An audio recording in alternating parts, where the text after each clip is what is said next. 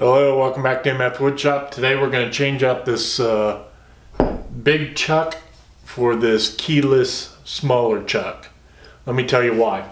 This is a General Machine drill press, and I think it's more designed for, drilling out metal or metalworking, stuff like that. So it has this really large chuck on there, which is nice in some cases.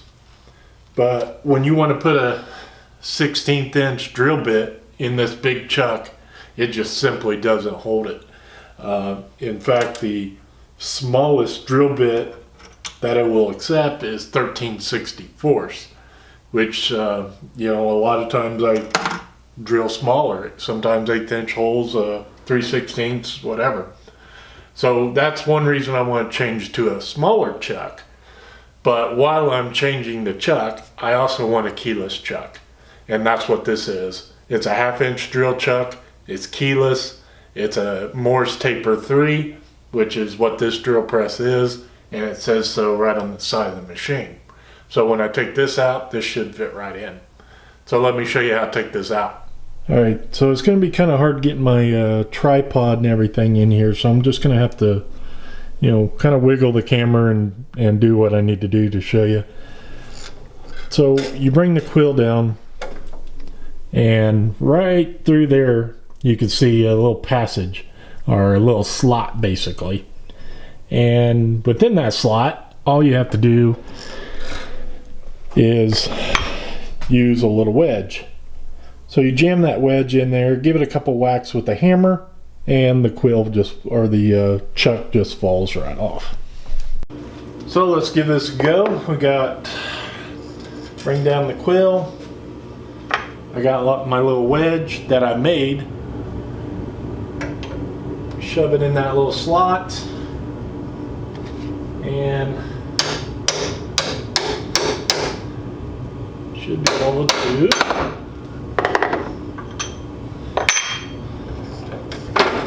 take it out. So just get you a comparison on the size of the chuck.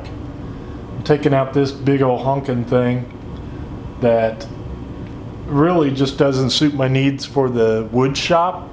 I'm going to hang on to this just in case I do need to make anything bigger than a 1/2 inch drill bit, but I don't think I will. So I'm going to replace it with this 1/2 inch drill chuck, and it's keyless. Important thing that you want to do is just make sure you clean your Morse taper pretty good.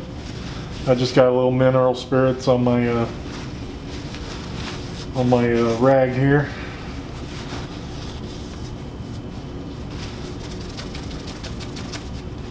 Get all that tool oil off of there, because when you buy them new, they got all that oil and stuff on there. So clean that off. It looks pretty good. And you want to clean out the inside as best you can. You won't be able to get all of it, but if you can get any of it at all, it'll help.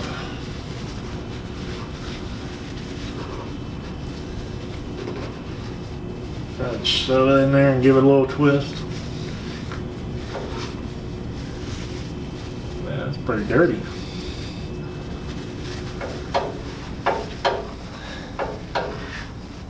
It's really about the best I'm going to get.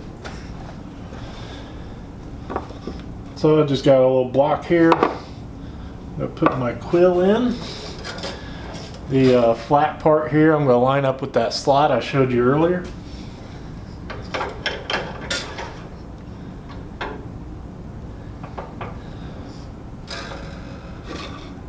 My block.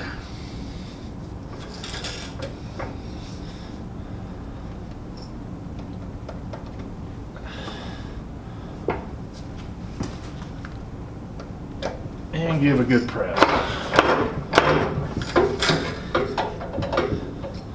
There you go. Now I can get my smaller drill bits I really want to use. And I'll be able to actually use them.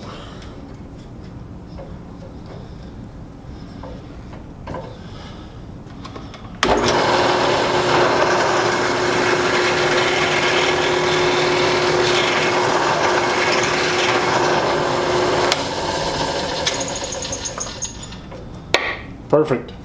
So you need a wedge to do this, and of course you need a new chuck. That's about it.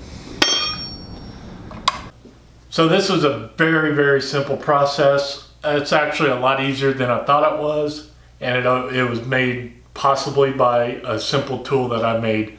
I had some little 1/4 inch or 3/16 inch piece of steel, and I cut my own and made my own, and I gave it a quick paint job just so it wouldn't rust sitting in my drawer over there.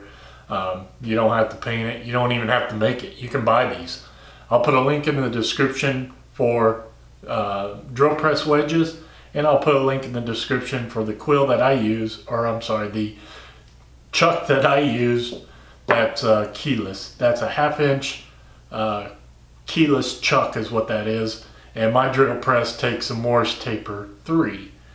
So make sure your drill press is a 3 or a 2.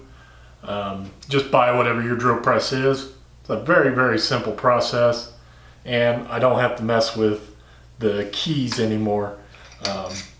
These little chuck keys. Not that it was a really big deal, but you know, just one less thing I have to deal with. So very simple process. I hope you enjoyed. I hope you learned something, and thank you for watching. Don't forget to like, share, and subscribe, and as always, I'll see you next time.